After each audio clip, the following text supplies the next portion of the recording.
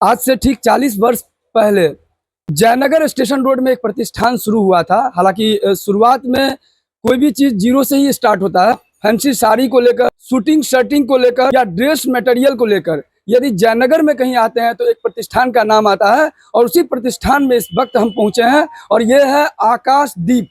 हालांकि बताया जा रहा है कि आकाशदीप ये नाम 1992 में चेंज हुआ था, लेकिन जब इन्होंने इनिशिएट किया था 1986 में ये प्रतिष्ठान शुरुआत हुआ था कि श्याम साड़ी के नाम से ये मशहूर थे। इस वक्त हमारे साथ इनके प्रोप्राइटर हैं, इनका नाम है अनिल कुमार बैरोलिया।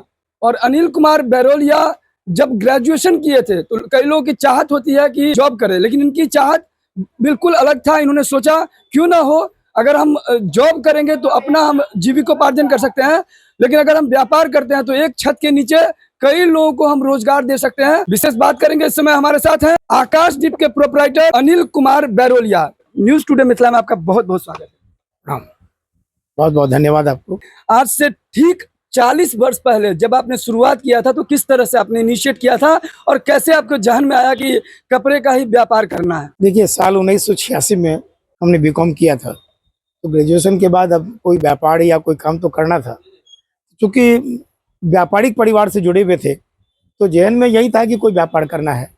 कपड़े के व्यापार से मेरा परिवार जुड़ा हुआ नहीं था। हमारे बाबा लोग एक ज़माने में उन लोगों की राइस मिलें थी, एक अन्नपूर्णा राइस मिल करके एक बहुत बड़ी मिल चला करती थी। उस समय खत्म हो गया। बाद में हमारे यहाँ खाद्यान्न का व्यवसाय होता रहा कि जब हमने बीकॉम किया तो उसके बाद एक मेरे बड़े भाई भी थे, अग्रज भाई हमारे थे, तो यही विचार हुआ कुछ नया व्यापार किया जाए, कुछ किया जाए।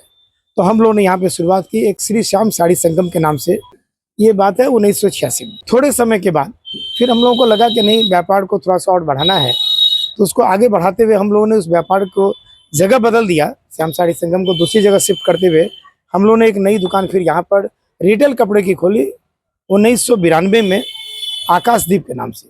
उस समय चूँकि वस्त्रालय वगैरह करके बहुत सी दुकानें कपड़े की हुआ करती थी, तो हुआ कि भाई कुछ ऐसा नाम हो जो थोड़ा सा अलग लगे। तो यही सोचते हुए एक नाम दिमाग में आया और सभी को पसंद आया परिवार में, तो आकाशदीप के नाम से हमने इसकी मैंने शुरुआत, छोटे स्तर से शुरुआत हुई। ग्राहक कहाँ से आते हैं? देखिए, अधिकांश ग्राहक तो लोकल होते हैं। लोकल में भी खास करके नेपाल के लोग आते हैं, क्योंकि यह सीमावर्ती शहर जयनगर है, मधुबनी जिले का सबसे महत्वपूर्ण शहर कह लीजिए। और व्यावसायिक दृष्टिकोण से 100 सालों से ये सबसे महत्वपूर्ण शहर रहा है जिला का।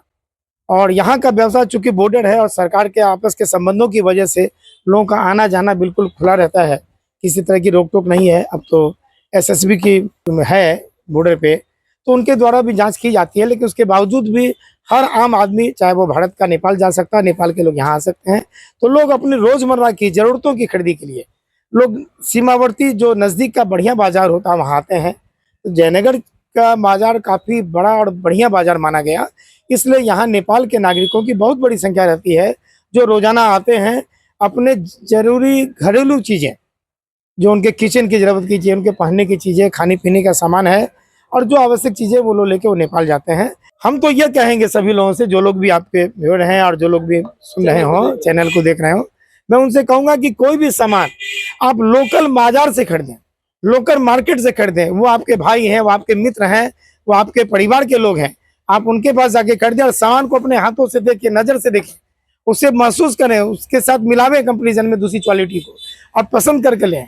ये पिक्चर देखकर ऑनलाइन आप ले तो रहे हैं, लेकिन मुझे लगता है कहीं ना कहीं ये खरीदारी का एक बेहतर तरीका नहीं। 79वें स्वतंत्रता दिवस समारोह के शुभ अवसर पर 15 अगस्त की सभी लोगों को बहुत बहुत हार्दिक शुभकामना। सभी लोग सद्भाव के साथ रहें, मित्रता के साथ रहें, भाईचारे के साथ रहें। मैं आप सबसे आग्रह करूंगा कि जात पात का तो कोई विषय ही नहीं रहा। अब जो समय आ गया है, इसके अंदर सभी लोग एकजुट होकर देश के लिए काम करें, राष्ट्र के लिए काम करें, अपने क्षेत्र के लिए, अपने समाज के लिए, अपने शहर के लिए काम करें, ये आवश्यक है।